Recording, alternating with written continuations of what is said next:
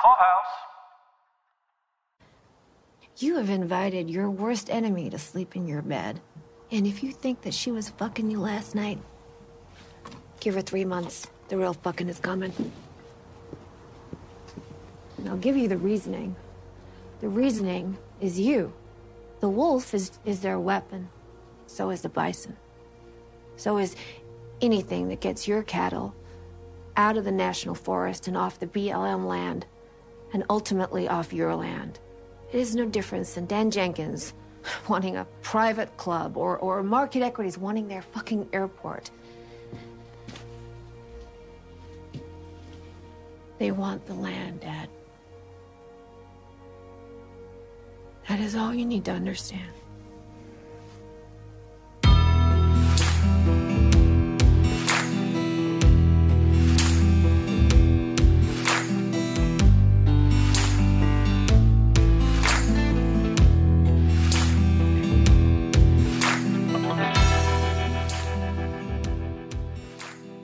This is Steph. This is Sheila. And welcome back to our Clubhouse coverage of Yellowstone. This is season 5. Today we are talking about episode 5, which is titled Watch 'Em Right Away. Sheila, I'm back. You're back. I missed you. We had I Paul. did not. I love Paul, and he's funny, but I do not like giving up control of my things. It's very hard. Well, I had to do the intro last week, and it threw me for a loop. I had to do it like 3 times. I'm going to be fully honest, full disclosure, because I was funny. I don't do this. I don't like when people have to like take my things and then like I give them know. for It's me. like I'm like, but did you do it right? Did you do it the way that I do it? I do it, exactly. Yeah, so the control freak in me allowed all of this to happen, and Paul did a wonderful job. It's always great to have, the folks from Clubhouse joining us, but definitely missed having you on the podcast, because especially for one particular scene that happened last week, where I feel like you and... It was such a good episode. I was so sad. I was like, Argh. Yeah, there was so much in there. But in particular, sorry to go back in time, guys, for you guys that, listened last week as well. But, Steph and I got to talk about this stuff. Yeah. I wanted to get your take on the conversation between Monica and John at the graveside. Oh my gosh, I know. I bawled like a baby. Yes. And, Paul's like, he goes, it's as close as I came to crying for TV. I know, I heard him say that. But you and I, we're a little softy when it comes to this kind of stuff. And I was a soppy mess. I'm going to be honest with you.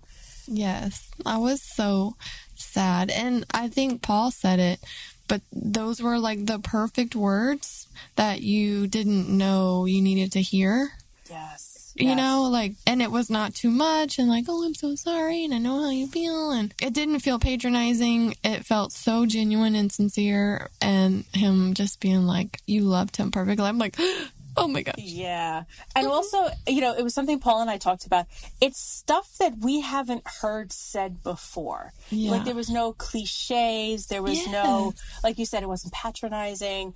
And it was just, living this perfect life. And it's a very poetic way to describe one of the most horrific situations in life. Yeah, it was so genuine. It was really, really sweet.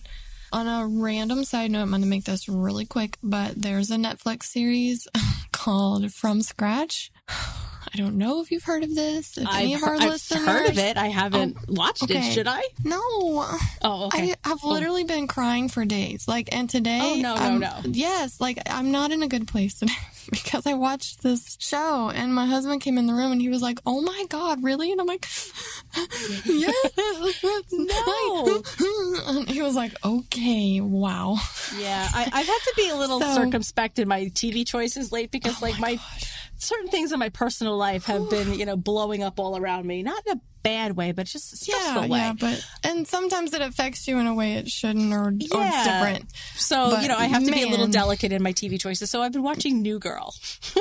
Oh my gosh, exactly. Perfect Throwing choice. it way back to something where nothing bad ever happens. If you are not in a good mental state, please don't watch this show because it is so good. And I was like, 2 episodes, 3 episodes in, I'm like, oh my goch, this is the cutest, most romantic love story ever. And then it takes a U-turn. So, Y-O-U, the show Y-O-U. Yeah, it was like... So I have been crying a lot today. So okay. All right. Well, there's some people crying in this episode. So this episode did not make me cry, or at least not for the right reason. We wouldn't cry for this episode, but there were people in the episode definitely crying. Looking at you, Summer. I know, right? So we have a lot to say about this episode, Sheila. Yeah. We have, Sheila and I and several of our other Pod Club housers have spent the day discussing this episode in depth because what the heck was this? Okay, so I'm going to say unpopular opinion. I really did not like this episode. Yeah. I really did not. I watched it, the screener, and I texted you right away going, what in the hell did I just watch? You were like, this is dumb. And Beth lost a tooth. Always... WTF. Like, come on. And I'm always trying to defend, the unpopular opinion. I'm like, oh, come on, but he was a nice guy. And I'm thinking, so I wrote Sheila back and I said, okay, let me watch it again. Like, there has to be something good to say about this. No, there's plenty of good things to say about it. Of course, but on the whole, I was not a fan of this episode. Like, I likened it for the Ted Lasso fans out there. I said this was like the Coach Beard episode. Sorry, not sorry. It was just like a placeholder, and I did not. And it was marking time, and I did not appreciate the lack of character development, the lack of plot development. Well, the lack of anything happening. And that's what I was going to tell you in my defense. So I'm like forming my defense in my brain today as I we're texting. warned her that I was going to be on the offensive. I'm like, okay, we're gonna debate this. In my mind, my defense was that Taylor Sheridan doesn't waste time, and he doesn't do anything by mistake, and he doesn't have this here for no reason. But it sure feels like it, to be honest. Oh, okay. I was expecting... I'm agreeing with you, Sheila. I know. And I was trying to not be... I didn't use the H word. I just say I hate this episode because hate is a strong word and I try not to use it. But I just could have done with different elements. Okay, let me rephrase. I could have done with different elements in this episode that I was missing. So, like, I feel like last episode was like an explosive setup for like the ramping up. So many things could have happened. Yes. Based off of episode 4 that would have made us been like... Even if I had seen rainwater, even if it was a conversation between him and John saying, here's the agenda, whatever the play was going to be for this meeting. But obviously John's head is not in the governor game right now. But just something to connect the story back to last episode, because it was almost like they did not need the recap. Like, here's what happened last episode. Who cares? Because none of it matters. It doesn't matter. We're not going to talk about it. Okay, so before you all add us, we love this show, right? So disclaimer, we love this show. One little blip, and we don't have to love everything, but we're here to, we're here to talk about it. So, if you have a differing opinion and you want to, debate it with us, we're happy to do that. Twitter, you can get us on there. Facebook, they get us on there on podclubhouse.com. So we like to hear differing opinions or similar opinions. It all makes the dialogue very rich. But for me, there was a lot going on this episode that could have been condensed into a lot less. And then after we had this like long in-depth conversation, I thought about like what's gotten me so antsy about this season.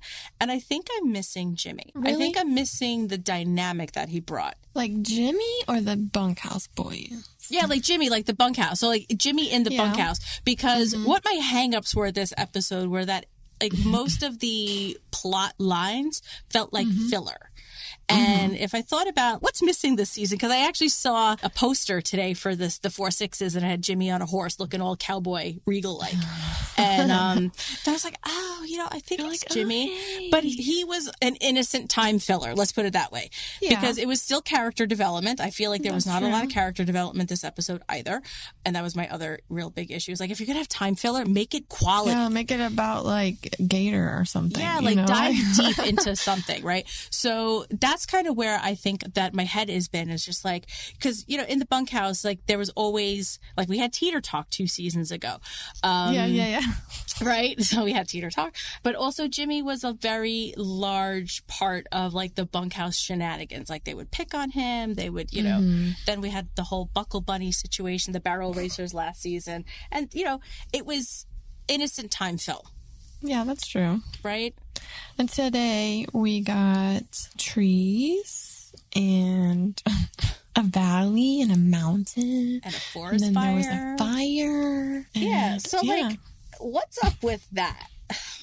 So what we're talking about is there's been a very obvious, I don't want to say conscious because I don't know if it's conscious, but it's, for me, it's like obvious. The cinematography has definitely stepped in as a character, as a supporting character. Mm-hmm. There's been these like wide sweeping shots. And like you said, like these long gazes of the scenery.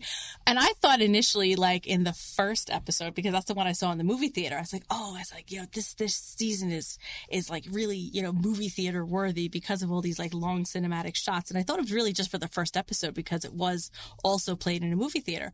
But these are some long pauses, like uncomfortable pauses.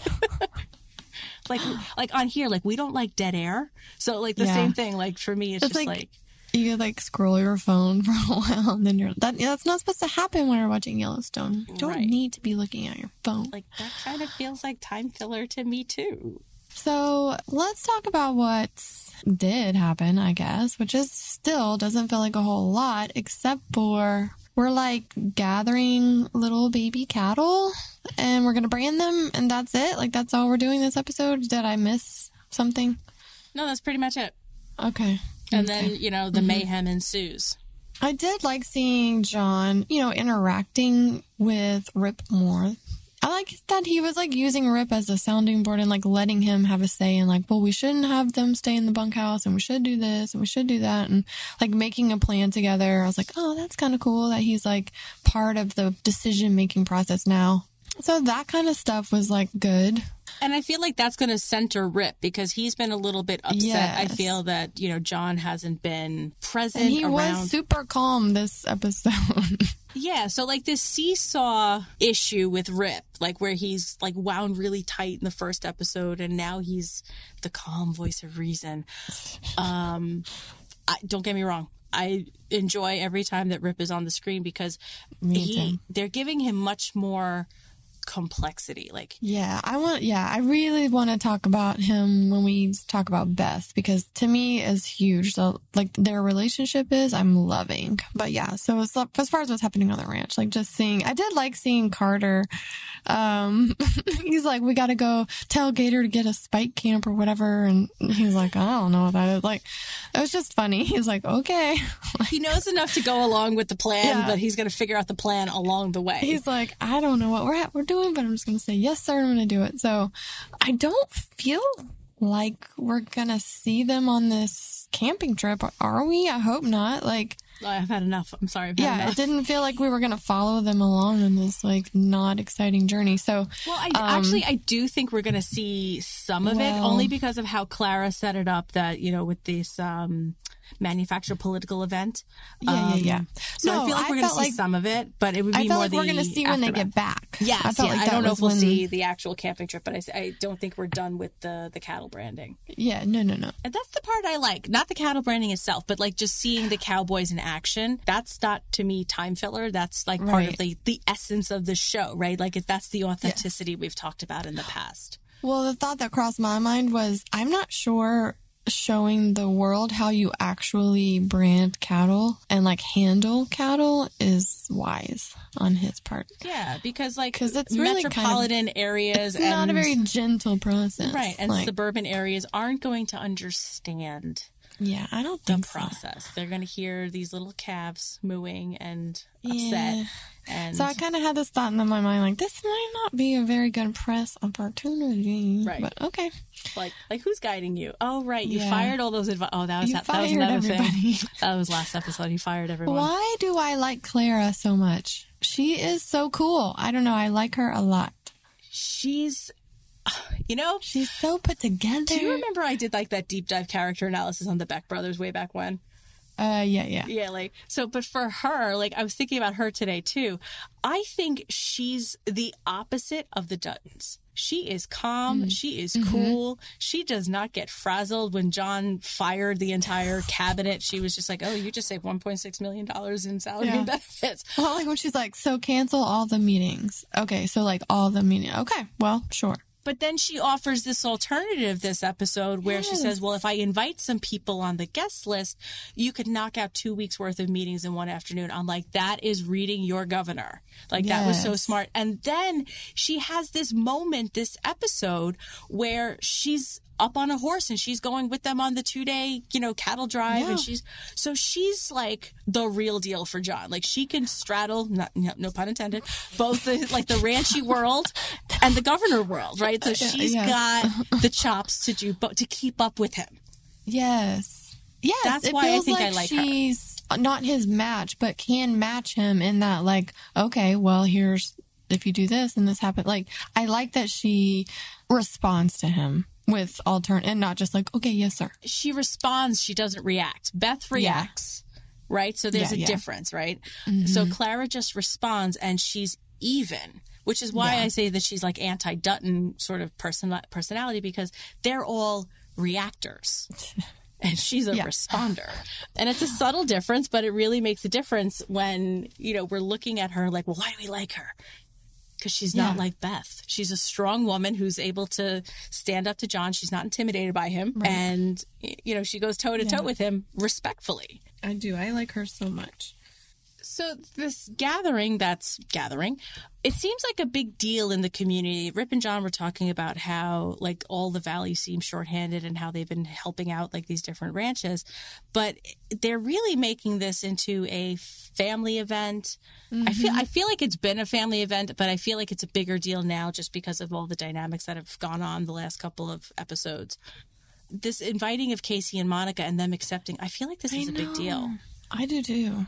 I was so happy to see that. Yeah, they haven't been together since the hospital the night of the accident. Yeah. Like, Casey's been really noticeably absent from all of John's gubernatorial, Every time you say that word. I know. I don't get to use it enough, so, like, I'm going to use it.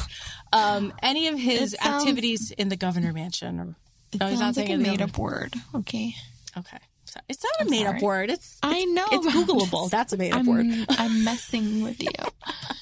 Right. So, I mean, Casey and Monica were not at any of the election night events, nor the inauguration. So I feel like this is a big deal bringing them back. Okay, but speaking of crying, did you cry when Casey cried? Because I did. Oh, I mean, maybe it's because I'm watching this other freaking show, but... That was not what I was, like... Not that I wasn't expecting it, but it broke me in ways that I wasn't expecting. It's just because he's always the stoic one. But he also did it, I think he chose his moment, and he chose his location strategically that he wouldn't be seen or heard.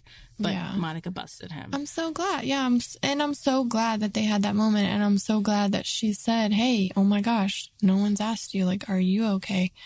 And I like that he confessed, like, I'm worried. And, like we were talking about before, he doesn't know where he belongs. Right. And he said that, which is, to me, is like a huge thing for someone. It's hard to say those things out loud.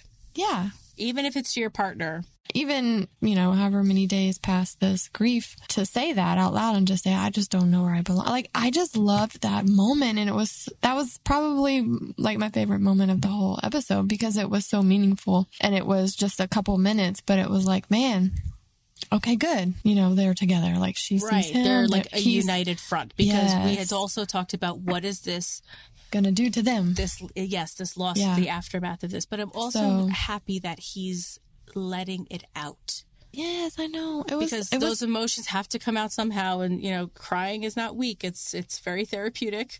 Yeah. And I was so happy to see that scene, and it really made like a big deal for me in this episode. Yes, I agree. For Casey. And then but also just to see that they're moving together, not apart. And I also like the fact that Tate was so excited to see John. Like, we gotta get some fishing in. And, and John, in his stoic way, was very happy to see Tate as well. And I feel like that's been a long time as well. So that was also good to see. Yeah. So I'm super glad that they were included in this weird family event. I don't know why. I guess they just need that many people. I suppose. Yeah. But apparently everyone's going. I mean, it sounds like a big deal because they were helping out the other ranch the last time and the last episode, and that was a big deal. There was a whole big picnic and a barbecue, and there was lots of activity going on. So it feels like a very community-oriented time where everyone kind of pitches in. So, I mean, it's like a barn raising. Yeah. Did you ever see Seven Brides for Seven Brothers? Oh, yeah. I used to love them. That's a great movie. I went to a barn raising. Okay, so as far as my favorite scenes, it was Casey and Monica, and then Beth trying to ask Rip to go on this, like, whatever adventure thing this is called. But that was one of the best scenes. I mean, he's like, Beth, seriously, okay, do you want to go? And she's like, well, I thought that's what I just effing said. And he's like, no. Like, isn't this like how every married couple is like, but I want you to want to invite me. And not just a like Beth being like pouty and it just, I don't know. I think I've had it to my eyeballs with her immaturity. But with Rip, it was funny. Yeah. And so and then I like how he has like the best way. And he like breathes and he's like, he does. He takes a deep breath. He's like, darling, love of my life. Love of my life. He's like, will you please spare me the misery of being without you for 2 days? But I also like the fact that he nailed her to the wall by saying, you don't like horses or being cold or being dirty or being told what to do, but spare me the misery.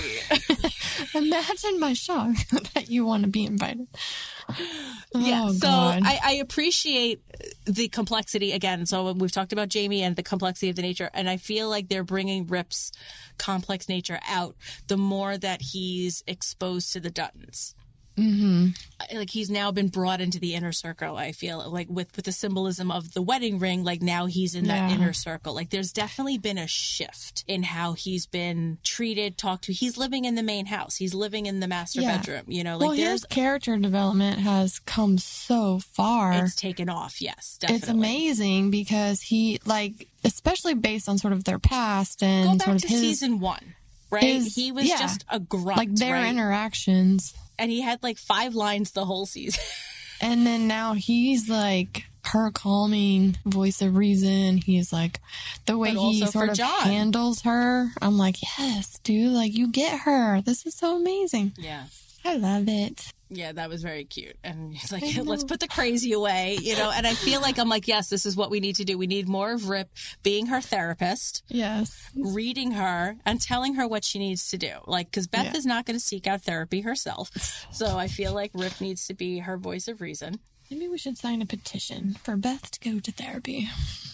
So that was my other second favorite scene was them in the little tack house trying to get invited to the ride along. Yeah, meanwhile she's like there in a dress and she's like, I want to go on a spike camp. And be like, oh God. And he's like, there's no toilets. And he's really selling it as the worst place in the world for her. There's no way you would have gotten. I've been like, yeah, I'm staying here. Yeah, they would have had me at the no bathrooms. Yeah. Mm-hmm. Yeah. Sorry, city girl here. No offense. So the only person who wasn't invited was what did John call him? A disappointment or a regret? A regret. Okay. Can we put a pin in that for later because I have strong opinions. Yes. About that whole conversation. The regret Jamie was not invited to this ride along. It's probably for the best. Okay, so you watched last episode, right? So him and Sarah have this little tiff in the tryst? No. Yeah. No, they have this little tryst. Not a tiff. They have this little tryst in the... I called it a spa bathroom. Paul thought it was a fancy men's room. Like, I think it was a spa bathroom. Jamie, slow on the uptake here when he's talking to Sarah this episode of... I won't have to recuse myself because there's really no conflict because we hire outside counsel. It's like, haha, I outsmarted you and I got to bang you. You mean, did he figure that out after the fact? Right. Like, was this sort of like the Monday morning quarterback kind of thing? It's like, oh, I don't she think just so. played me. But like, no, I played her because I still got the sex and I don't have to recuse myself. Got the sex. I don't think so, because we were recently talking about that, about how that's like his only, strength, and his forte is that he knows it so well, and he's so confident in his abilities as a lawyer that he knows what he's doing there. So I don't feel like that was like, oh crap. I feel like he was aware of the situation. But I just wonder, like, where it's going to go. Exactly. I don't see the point in it other than just to distract him, maybe. Because I think ultimately she's going to try to get more information out of him at some point. Yeah. Because now if he doesn't have to recuse himself and she doesn't have to recuse herself, then, Then he's not really being used, is he? You know what I mean? Like, well, not in the sense that he thought he was being used. But I'm sure, she sees other. It might just be like smoke and mirrors. Do you know what I mean? Right. Like, look over here at my boobies. Like literally in your office, Like literally. Let me unsnap my dress. I was like, unsnap my dress. Like, yeah, that was a very wise choice for her there. Yeah. Easy on, easy off. She didn't wear that dress by mistake. No, definitely not. No, she definitely packed that in her little bag of tricks there. Yeah. I don't know. I don't feel like it's a trick that he's unaware of. I don't feel like she got one over on him. I think that it's just some sort of level of a distraction to either get information out of him or just keep him occupied while they're doing some other trick. Yeah. I think there's going to be more to it. There's got to be more to it for sure. Yeah. But well, just in terms of like where this ends up going, because I don't necessarily feel that it's true attraction on her part. I feel she's playing a game, and we haven't seen all of her cards yet. Like, she's only the first two cards into her poker deal here, so we have. I don't feel like she's into him by any means, but I don't feel the manipulation's over yet. So I guess if he's not recused from litigation, then he's like, yeah, why the hell not? I mean, you're in my office, I might as well. Might as well. So do we want to talk about the dinner scene? I love how John is just like, I don't even know why I'm bothering, but here we go. Right, by calling Beth and Rip to the dinner table. And he said it again. He said, for once his family's going to eat dinner together. I'm like, no, you just jinxed it, bro. Like, it's not happening. Well, I feel like he set Beth up here. Like, not intentionally. Okay. By saying, like, if you have nothing nice to say, you're not going to say nothing at all. And it's just, and it goes back to what Rip said. Like, you don't like being told what to do, Beth. Okay, that's right? true. So I feel like Beth is not somebody who enjoys being put in her place, as we've seen time and time again in this show. But I feel like by him doing that was just goading her into what ended up happening here. I mean, she still wouldn't have played nice had he even not addressed it. No, she wouldn't have. But she just has, she sees like red rats when she sees Summer.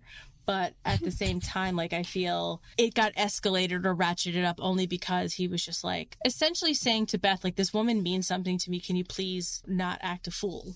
Did he say she means something to me? No. But I think my interpretation of it was by him saying, if you can't act nice, don't say nothing at all, was basically like code for him saying, like, this woman means something to me. Can you please, like, not embarrass me again? In front. I'm sorry. The knife scene in the kitchen from last season is what came to my head when I said that. Yeah. Which is why I laughed. Psychotic. Yeah.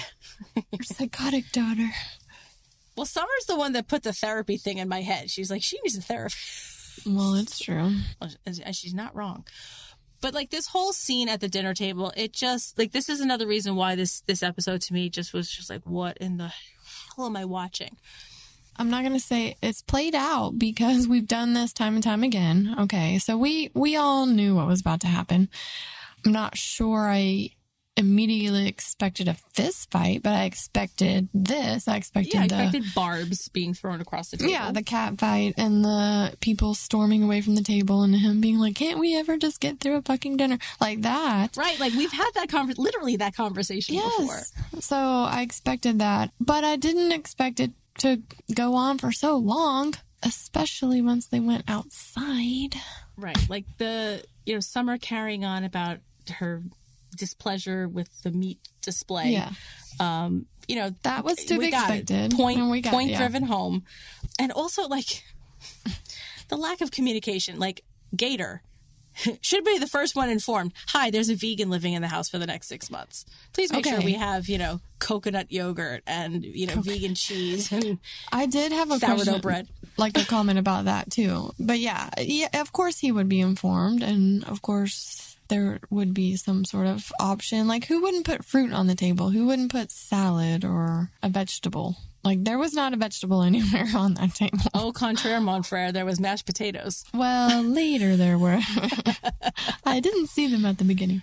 True. But then, like, Monica starts laughing, and that part I needed. I'm so glad she started laughing at them. But I felt it was so forced. Like, it didn't feel... I mean, yeah, she was uncomfortable, so it's already uncomfortable. But, I mean, it didn't seem right. I think it would have been more appropriate or more to her character had she said, excuse me, I can't watch this. Right? And then, that could have dissipated some of the tension, and then whatever. I'm armchair quarterbacking, but it just felt unnatural to me. Oh, I thought it was being mean. I'm sorry. Funny. Being mean. And I thought that Tate too was like, can we just eat? Like, that's more appropriate than Monica's laughing. Yeah. I just, like, me personally, I would not have stayed. I would not stay for that kind of nonsense. I'd be like, yo, you people are out of here. Like, I'll go have a sandwich, peanut butter sandwich in the kitchen. Yo, peace out. I'm like, I like peanut butter and jelly. Okay, gosh. Yeah, and it's vegan. Yeah. So are Oreos by accident. Who knew? Here's your vegan lesson for today. Oreos are accidentally vegan. As someone who's always hungry because I'm gluten-free and it super sucks, gluten-free Oreos are actually really freaking delicious, and they actually taste like Oreos. Yay. So that's really not good news, because then I eat the whole package. But that's neither here nor there. Okay, so anyways, I think we need to talk about the freaking fist fight in the yard. We got there. Okay. Yes. I timed this shit between the 2 rounds, round 1 and round 2. I timed it. It was just shy of 5 minutes. No. Yes, it was. So long. It was so long. One of the things that, like, struck me as... Mostly I was horrified by the scene. I did not want it. I did not expect it. Not that I didn't expect it, but I didn't expect it to be as brutal as it ended up being. Yeah. I don't know if they punched each other in the kitchen last season or whatever, but yeah, okay, so a punch or something. But you're right. Like, I mean, this all-out brawl. But it was like the gorgeous ladies of wrestling, like the Glow from, like, the 80s. Do you know what that is? No. Oh my God. Because, like, I know you're a couple years younger than me. So, like, in the 80s, like, wrestling was a huge deal. And, I guess the ladies were feeling left out, or they felt that they could make more money. They brought in these, like, Amazonian oiled up women with, like, long feathered teased bleach blonde hair, and had them wrestling. And all they did was, like, roll around. It was like mud wrestling without the mud, essentially. They were just rolling around in these scantily clad, there was a lot of fashion tape keeping things in place. That's hilarious. But yeah, so, like, that's what this was like to me. I was just like, seriously? Did not need 5 minutes of this. And I didn't need her to, like, kick her in the crotch. Like, really? Right. But it did make for a funny moment the following day when she's, like, saddling up on a horse, and he's like, you deserve that. She goes, I earned it. Yep, you earned it. Yep. No, that part, yeah, that was funny. But it's like, but why? So this is where I like when Rip stepped in, because John's like, whatever, just let him deal with it. Well, I think John is just done with Beth. Like, he's just trying to, like, just keep her crazy at bay enough by saying, doing the dad thing of, like, if you don't have nothing nice to say. Yeah. But I think Rip, he's like, you're not going to beat each other into accepting each other's opinion. Right. And I was like, thank you. Exactly. There is no point in this. Me slapping you and punching you and choking you. And be like, okay, I believe you now. You're totally right. But, like, where does this leave them? So now Summer and Beth, they have to be in the same house for the next 6 months, presumably. Where does this leave them? Are they going to be chums now? Are they frenemies? What are they now? Now that they beat the snot out of each other, quite literally, where does this leave them? Like, what was the point of this going forward? The only thing is it did make it seem like they could coexist a little bit, because they did she's like, come on, let's go back inside. Oh, and Beth had that little barb that she threw at her, and she goes, oh, we're not doing that now. So it's like, okay, now we're going to be not friends, but we're just going to, like, coexist. So I guess that was, like, the point of it all. We'll see. But other than that, like, I don't really see what came of that. It did invite a little bit more conversation between them. Like the following morning, Beth and Summer have this moment where Beth tells her to, kind of walk around the ranch for the next couple of days while they're gone to get a sense of the place and to understand them and their culture and values. Yeah. And I'm skeptical that it's really going to have done much good between them. Right. Like the bull in the bar scene from season 2, I think it was far less and so much more memorable. Yeah. I mean, I'm sure there's going to be people out there that disagree that this is a very memorable fight, but I'm so over Beth and her temper tantrums. And I just need to see something different from her because like the only time I think I really like Beth is when she's shredding someone like in a corporate situation, when she dressed down Malcolm Beck in her office, when she was going after Rourke with the short sale list, with Caroline Warner and Ellis. Like, I like her in those situations where she's doing this kind of nonsense and she loses a tooth over it. I'm like, please, you're a 40-year-old woman. Please, at some point, like, your frontal cortex has been developed. Like, you should be able to make more rational decisions. Right. It's just stupid, too, that she's, like, telling Rip that she's trying to teach Carter some manners. Like, come on now. No, you're right. Like, that's dumb. No cussing at the table, but you can beat the shit out of somebody else over because dinner. Because you don't she's agree with vegan them. and you're not. And, she's screwing your dad and whatever that's doing to your childhood trauma, I don't know. But, I mean, seriously. I did kind of want to sidetrack just a smidge on Summer Higgins. Like, I kind of don't get why she's there other than he didn't pardon her, but he, like, made it to where she can be under house arrest with him. Why? I don't understand why. Yeah, so because he's basically transferred her sentence. So she doesn't have to last out the last 6 months in jail. She can hang with him.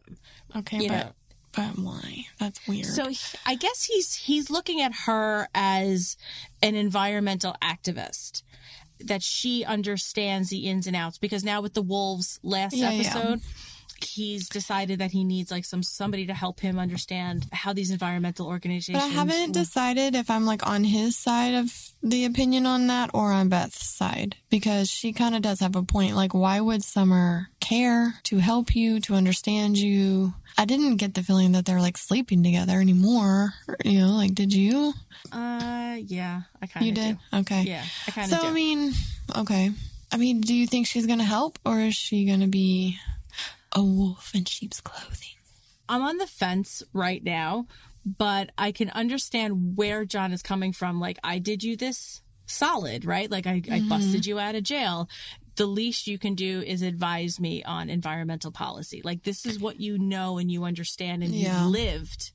I'm seeking your opinion. So I think he's coming at it from the honest John standpoint, where if I do this for you, he's in the business of favors, right?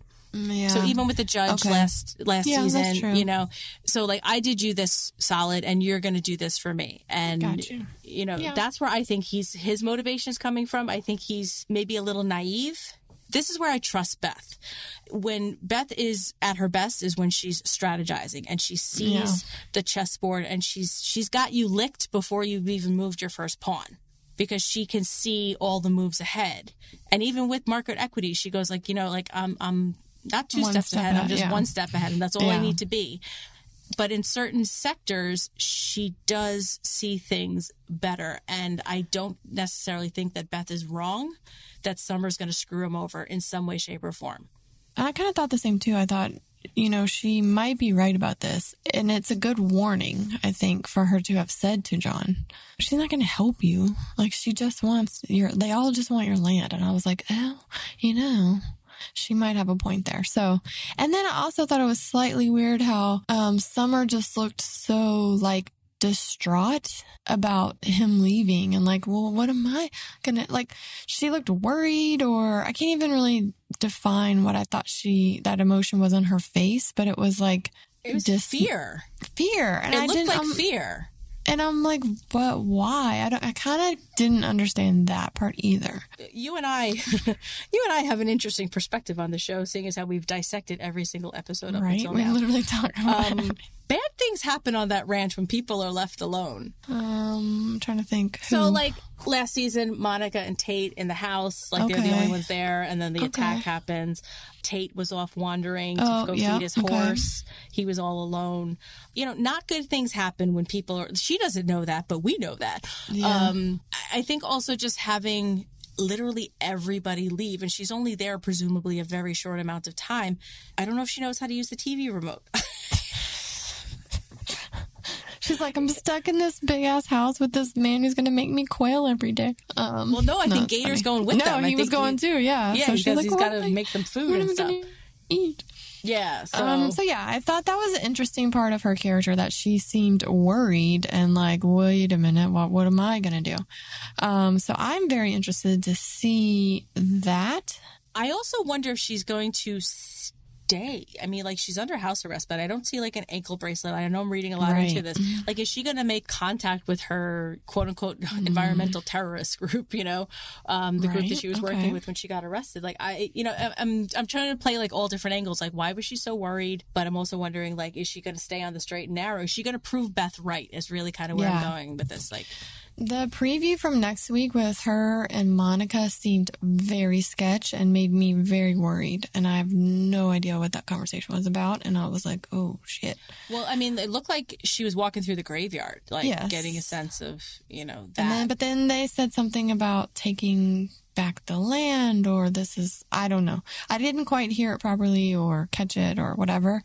It didn't quite make sense out of context, I think, too. Exactly. And so I'm a little worried about what these two are going to do next. So I don't know. I thought Summer was an interesting part of the episode a little bit, other than the whole like fist fight with Beth. But yeah, that look on her face of him leaving was like very interesting to me. Wonder what she's so worried about. Yeah, I mean, you know, to play the other side too, like, is she, you know, getting feelings for him and maybe doesn't want to be alone without him? You know, I don't know. Huh. I don't know if it's that. I'm just trying to play devil's advocate. I thought when he picked her up from prison, she was like, I am not your girlfriend, or I'm not sleeping with you. Or... But the last episode, she was like giggling and running in her t-shirt. Well, but she doesn't have any other clothes. I guess not. But like, it was the giggle that kind of like made me think something was up. Oh, okay. I don't know. Not in John's bedroom, so can't really tell you. Although this is the most weird non sequitur, but so when John is giving the orders to Rip about like what to do with the spike camp and what he wants these day laborers to be and where not to be, he's like, I don't want that bunkhouse turning into a damn honky tonk. And just Kevin Costner saying honky tonk, it made my day. It just made my day. I don't know why it struck me as so funny. It just really did. It was just, you know, the most innocent of innocent things, but it was so adorable. So there you go. There's your weird non sequitur. I didn't think it didn't sound so, I guess genuine might be the word, when he was like, yeehaw at the end. I was like, yeah. I was like, that was a little less convincing. Yeah, I guess his heart really wasn't in it, I suppose. Yeah, he wasn't. So after dinner, there's this conversation that John has with Rip. Do you know what I'm talking about? Yes. Or he kind of runs down his kids. Yeah. Ugh. He misses one, he pities one, he regrets one, and he envies Beth. Yeah. Where do we want to start first? Yeah. Not Beth. Okay, yeah, missing one. Okay, check. That checks out. That's fine. Pitying would be Casey, which doesn't check out for me. Because why?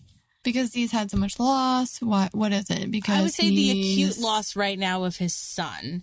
Okay. And I would say the bigger picture might be the lost feeling that he has, like he doesn't know where he belongs. This choosing between the livestock commissioner and his family. But for me, I'm like, Casey is not a person to be pitied. Like, if he ever heard that, I think that would be the most devastating thing I think Casey could hear. Yeah, like, well, who wants to be pitied? Right, like, even if you're down and out, you still have your pride, you know? Like, and, I really pity you. Like, what do you think? Your father saying that? Like, there are things, I'm sorry, there are things a parent should not say out loud. If that is how you feel about your children, keep that one to yourself. Or maybe tell somebody who's not married to one of your children. Or a therapist. Yeah, like someone who might be paid to, you know, keep it confidential, I suppose. Totally. The regret. I'm always like, gotta defend Jamie. Sorry, that was a long sigh on my part. Ugh. Just, it pisses me off because I feel like Jamie is just a product of their like shittiness to him. Yeah. Like, how can you regret the way he turned out when you're the one who made him that way? I don't know. Urgh. So this regret of Jamie that John mentions, I have a strong opinion about it. I feel it's relieving John of accountability in his role in making Jamie who he is and making him a regrettable child. John has treated Jamie from the moment that we met him in this series like a second-class citizen. Yeah. You know, you can get changed in the car. I think that was like the first episode of the series, like talking to Jamie. Just always treating him like an outcast, treating him different, putting him in the bunkhouse, you know, essentially demoting him from the family, kicking him out of the house a couple of seasons ago. Like they made him like a staple hand at one point. Right, that's what I mean. Like he kicked him out into the bunkhouse, like, I'm going to make a man out of you.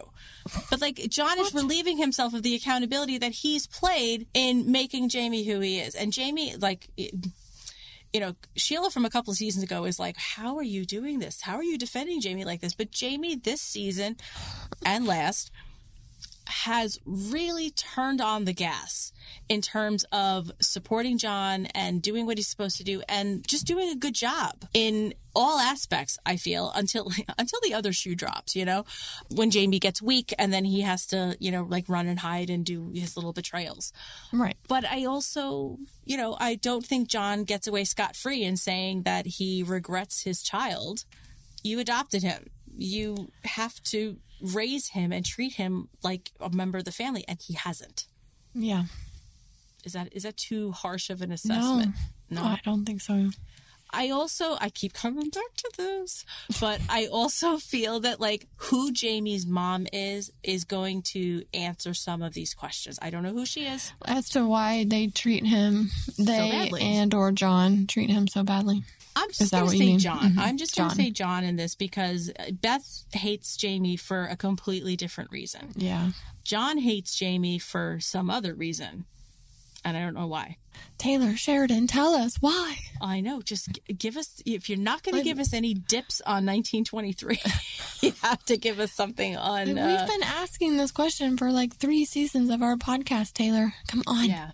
But yeah, so I feel like saying that Jamie is regrettable is going to come back in some way to bite John in the ass because Jamie's inevitably going to do what Jamie does. Like he's good for a while and then he slides off the wagon, you know, the betrayal wagon. And the other shoe is going to drop. Like he's going to do something. He's going to say something to Sarah, you know, for Market Equities, and it's going to get back to John that he was the source. I feel it in my bones. Right. But I also feel that, you know, we're going to get some answer on who, you know, Mrs. Randall was, what her maiden name was, and maybe understand a little bit more of this line because it bothers me that John absolves himself of any accountability here. Right. Yeah. And the fact that he's saying it to Rip, it's just so much worse. Not that he would say it to anyone else. I'm thinking like Emmett Walsh, the other cowboy that comes to help out. He never would say that to someone outside of his inner circle. But at the same time, like it's almost as bad as saying it to an outsider as saying it just out loud. Yeah, it's pretty cringeworthy to me. And I think that's why I'm always a little on the defensive for Jamie is because I just feel like it's just unfair. Like sort of the shitty treatment that he's gotten from his dad. Like all along the way. Jamie didn't even know he was adopted until fairly recently. Found his birth certificate. So when he needed to get the paperwork squared for the AG role. Come on. Yeah. But that just goes back to that family dysfunction we've talked about time and time again. They don't communicate. They don't confide in each other. They're a business. They're not a family. Yeah, I feel like we've talked about it on here, but I can't remember. But I think I've had this conversation recently, too. But it's like, you know, when you tell somebody who they are over and over and over again, that's who they become. That's like, you know what I mean? So your words have power and your actions have power. And so when you speak and treat someone as if they are not part of your family, they are not worthy, they are not good enough, then why try any harder? You know what I mean? Like, why would I even bother? I'm sorry to say it, but a parent to a child has far greater import in those words than anybody else. Of course. The amount of damage or building up of a child a parent can do, it speaks volumes. It's huge, yeah. Yeah. So I think you're right on the money there. Like, you know, Jamie believes himself to be this second-class citizen because that's how he's always been treated by his dad. What the fuck? No, I'm just kidding. Oh, yeah. Let's go into the last one. Ay.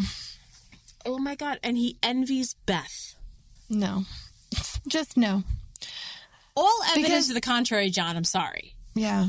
Because I don't think that it's freedom that she has. Oh, absolutely not. I completely agree with that statement. Like, maybe at the slightest level, you could say, yeah, she doesn't care what people think of her. And that's probably a really good feeling and a good way to, like, be who you are and doesn't really matter. But she's not free by any means. No. And for her, he's saying like, oh, now we're all cowards because we don't fight, and at least she fights for what she wants. Like, she's psychotic. She's not free. That's exactly right. She's not free. She's a prisoner of her past. She keeps having these dreams and nightmares, really, of how she treated Rip in the past. And, you know, prior episodes, she said that she wanted to apologize for everything she'd done to them when they were younger. Even this episode, you know, she goes, do you ever think of us as kids? And she said, yesterday is what eats her up, eats her alive. So she's a prisoner of her past and, frankly, of the traumas that she has not resolved. The hysterectomy, she's still daily fighting with that. And now her growing marital love between her and Rip is, you know, calling that into, you know, focus again and again. The way her mother treated her, the fact that she watched her mother die. These are all traumas that have steeled Beth into the person that she is. But there's also a couple of things that are really broken. Psychopathy and sociopathy are not things to be admired. And John, almost every instance he's had with Beth, he's been exasperated at something that she's done or said. Like, I think most recently the thing that she says, like, something about a threesome. And he's like, oh, God. He, like, shakes his head and he's looking down in his lap. Like, he can't even look at her. And, you know, she said last season that she was going to get him a girl so that he could, you know, have some sex and whatever else. And she said it a little more crudely than I did. But, you know, he's always just like, God damn it, Beth. Like, you need to, like, stop talking to me like I'm one of your friends. Which tells me that he doesn't necessarily envy her. It just, he's piecemealing the things that he likes and making her up to be something she's not. Yeah. You said it, the perfect word. This is so cringeworthy. This whole conversation, this assessment of his children. I disagree with every single one. With the exception of Lee, I disagree with every single one of them because, like, Casey, pity may not be the right word. You empathize, you sympathize. Right. But he empathizes. He can empathize because of the losses that he's suffered. So he can empathize. Jamie, he's definitely got a role to play in that relationship. And he's, at every turn, he's like telling Beth, like, you need to basically do better. And admonishing her as a 40-year-old child. And then he turns around and says he admires her. No, you're elevating certain aspects of her character that you admire into the whole, and that's not right. That's not a good assessment. I think that there's some value in being able to be honest and truthful with people about your feelings. Like, that's something that's really hard for me to do. But there's something we're taught to do. Yeah, there's some decorum to that makes it about a enviable quality. Not just blurting out whatever the hell you like. You can't talk to people like that. Nobody's gonna want to, like, nobody wants to be like Beth. She's a horrible person. You know what I mean? Like, you can't just walk around like cussing and hitting and, like, how is that enviable at all? But then turning around and saying, I'm trying to teach manners on this boy. Yeah. No. Like, no, that's not, you obviously don't really mean that, because if you just do it when it's good for you, then that's not the same thing. I mean, I would want to be confident in who I am and what I believe and what I stand for and what I say, and, you know, or more confident, whatever. That would be a good quality for me, but not in that way. Like, you can't go around just berating and losing teeth in fistfights over people's different opinions. Right. No, oh gosh, Sheila, this was a lot of Bethaness. Bethany. That name does not fit her. No, Bethany. No, it's weird.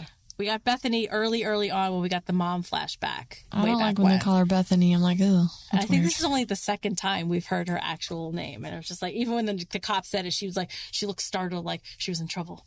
Yeah. Like, what did I do? Call me that. Like, only my mom calls me that. So the only thing I guess that feel like I'm looking forward to is whatever Summer and Monica are talking about that seemed kind of scary a little bit. Yeah, leaving the two of them alone and wandering through a graveyard. But I love Monica way too much for her to do something to the Dettons. Do you know what I mean? Yeah, I don't know. So I can't have her do that. I don't know. I'm a little nervous. Yeah. Well, after last episode airing the trailer for this episode, I feel duped. That this was a big setup. We're going to show the world who we are and what we do. It sounded so sinister as they were all lining up on their horses, only to be let down and be like, it's cattle branding. They're just going to find some baby cows. Yeah, there's something they do every single year. They're not moving a river. They're not sabotaging a club. They're not taking down a militia. No, they're branding cattle. Yeah. But one thing I wanted to kind of talk to you about before, because we didn't get to talk about it last episode because, you had better things to do. Yeah. This thing with the wolves. So it was not touched upon this episode at all. Right. But, you and I were going back and forth with Caroline earlier today about the different, what does the season mean so far with the different story arcs, and let's zoom out and try to see. So I came up with this assessment earlier that I was I kind of ran it past you guys and I kind of molded over since a little bit more. I think the wolves this season is actually the biggest threat to the Duttons. The feds are now involved. And what I mean by that, if John is found complicit in the cover-up, so what him and Rip talked about, the last episode, where the wolves are somewhere where nobody's going to find them. I don't know if I necessarily believe that. But, the radio collars, the map, how everything was portrayed. Now you have the National Park Service. You have, Fish and Wildlife. These are Department of Interior. They have, the Fish and Wildlife. They are an investigative wing. I don't know if I would consider them law enforcement. Mm-hmm. If there's any type of native land involved, then you have the Bureau of Indian Affairs. You have a lot of federal agencies involved that have their own law enforcement arms. And if you could see what I'm doing here, I'm like they're reaching for, for these Duttons. But if the wolves are, so the wolves are endangered animals, right? And I feel like this can go real south real fast. And there's no amount of conservation easement that's going to protect the Duttons or be able to walk back what's happened. Yeah. And this to me is the thing that because Caroline probed us earlier going well, if you hated this episode so much, let's find something redeemable. I didn't hate the episode, but let's dive into the story arcs a little more and kind of see where it is. And I was just these flashbacks, because the pesticide flashback we had a couple of episodes ago, I'm well, that really didn't go anywhere. But then it was also put against the wolves. It put right up next to the wolves being found on the Dutton land. And I'm just well, that's another instance where the government kind of really didn't care about the details. Yeah. They just needed to have their thing done, right? So the EPA said the pesticide was safe. So that's your arm of the law, arm of the government saying, everything's cool, everything's fine. But meanwhile, the havoc that it's wreaking. So I just feel a very big sense of unease going forward that this wolf situation is going to blow up in ways that they have not even thought about or considered.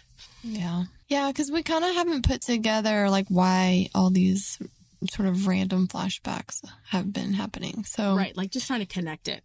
But I also don't know if Summer is in that big. I don't know if Summer's in the big leagues enough to be able to advise properly on this subject. It just makes me uneasy going forward. Gives you the heebie-jeebies. Well, it's interesting because initially the original description of the show talks about, the largest, ranch in the lower 48. next to America's first national park, and you have the, the Native Americans, angle there. So you have like this trifecta of problems. And I'm like, ooh, it only took them 5 seasons to bring that national park, from the description into only 5 seasons into the situation here. And it feels like an iceberg. Like this is the tip, and we have not seen the 2/3 that lives below the surface. I want that to be explored. I want that to be brought to resolution. And that's my issue with this episode, is that it brought none of the prior storylines from last episode that was, to me, a perfect setup episode for explosions to go off. So where does this leave us for next episode? Like, are we in a good place for things to start going off? I don't know. I feel like we say that we are, and then we don't get it. I do feel uneasy about Summer and Monica being literally the only 2 people left on the ranch. That gave me the creeps. So like, oh no. So I don't know. I feel like there's so many. I feel like if you were going to ask me how the series would end as far as the Denton Ranch, like I don't know, because you're right. There's so many different angles to this, and we've been exploring all of them and sort of eliminating all these little things here and there. But yeah, I mean, you could be right. The wolves cannot be eliminated quite that easily. So we'll see. And I also wonder about like Angela Blue Thunder and her whole, dastardly villain plan to take down Thomas Rainwater. Didn't see any of him or Mo this episode. Not even like not even a blink. I like Mo. But that's what I'm saying. Like that's my issue with this episode. Like there was like none of the things. There was no continuation of those stories from last episode. I feel like and I don't mean this to sound insensitive, but I feel like if the wolves are what bring the Duttons to their knees, that might be kind of anticlimactic as far as like a series goes. But I don't know. I'm sure there's... Oh, please. The Duttons... Beth is going to find a way to get them out of it. And hopefully she doesn't use her fists. Hopefully she uses her brain, which is what I like her to do. Yeah. But, like, the other thing, too, is that, like, I'm worried about Beth when they do finally pick up the story arc again of Jamie and his baby and her finding this out. Because oh my God. She her cannot behavior... harm a child. No. I can't look into my crystal ball and say what she would do, but I'm just worried because her behavior, well, because we said that she's like a sociopath essentially, and we're not wrong. Her behavior has been escalating, and this season in particular, especially this episode now, just shows me the lengths that she's willing to go when she's displeased. And it just feels like she's getting a little more unstable, and the more unstable she gets, I don't know what she's going to do, but I just feel a very bad sense about her well-being going forward.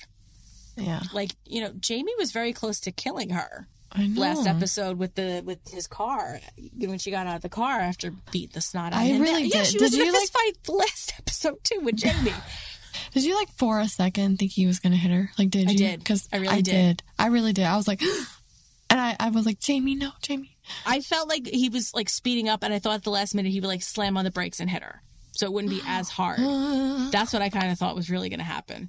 I'm like, does Beth even paid her copay from the hospital from the burns that she suffered? So I'm probably like, they'd be like, oh, you again, frequent flyer. Oh, you again. Yeah. So I don't know. I'm just worried about where Beth's behavior is going because it feels like it's escalating. It feels like she's more out of control, despite Rip doing what he can to try to wrangle her in. I did like that he said he doesn't sleep. John's like, you're brave to sleep next to her. He's like, well, I don't go to sleep mad. That was funny. Like, yeah, smart man. But I do like the fact that Rip has been brought in more into John's confidence. I feel like this is a calming influence on Rip because he's been a little wound tightly. Yeah. Well, I am excited to meet you back here again next week. We will see if something a little more exciting happens. Hopefully. Oh, the other thing, too, with the two of these women walking around the graveyard, I'm like, again, with the death swirling around. Like, we're back in the graveyard. Dun, dun, dun. I don't know if it's a good thing for Monica to be in the graveyard right now. Right. I mean, yes, I understand that she's a mother. She would probably want to see her child as much as she can, even if it is a headstone. But at the same time, you know, she's also physically healing as well. So I don't know if these sojourns out into the graveyard is necessarily the best thing for her at this point in time. But also, I just wonder what her and Summer are going to get up to. It didn't. Do they find common ground? Good. Do they find common ground, or do they have to fight a new enemy that finds their way to them? Oh gosh. And then I'm just concerned because the way that the trailer's set up for next week, there's a care flight involved. There's the helicopter. Yes. Yeah. Okay, so I saw that too, and I was like, oh crap. You know, John is hugging Tate, but it doesn't look like a happy embrace. It looks, you know, a little concerned, stressed. And Beth and John are looking at something on the ground. I don't want to say someone. I just say something. So I don't know where this is going, but I just hope that there's a little bit more next. I hope we survive, Sheila. One more week. Well, we've got to go to episode 14. We're only 35% I know, but the way through the season. I hope we can make it. Yeah, we'll make it. I've been like filling my other time with Friends. That's like my show that like it's my show, so I've been watching a lot of Friends lately because I watched the other show that made me cry, then I'm watching this show. Yeah, you need a palate cleanser from those heavy shows. Yeah, I need Joey Tribbiani in my life, so yeah, that's where I've been when I'm not. Yeah, I just finished The Crown. I'm going to start Wednesday next. I've heard really good things about Wednesday. Oh, yeah. See, I've seen a lot of previews for that. So, but I just can't stop watching Friends. It's my thing. I might have to move on to Friends as my palate cleanser after New Girl. I'm rewatching that. It is. Oh, I love for that like show. the third time. You know, I never did finish that show, which makes me sad. Because I loved New Girl. Oh, it's worth going the distance. Is it? Because I forget where it lost me, but it lost me when it got a lot with the Cece and the Nick and the back and forth, and yeah.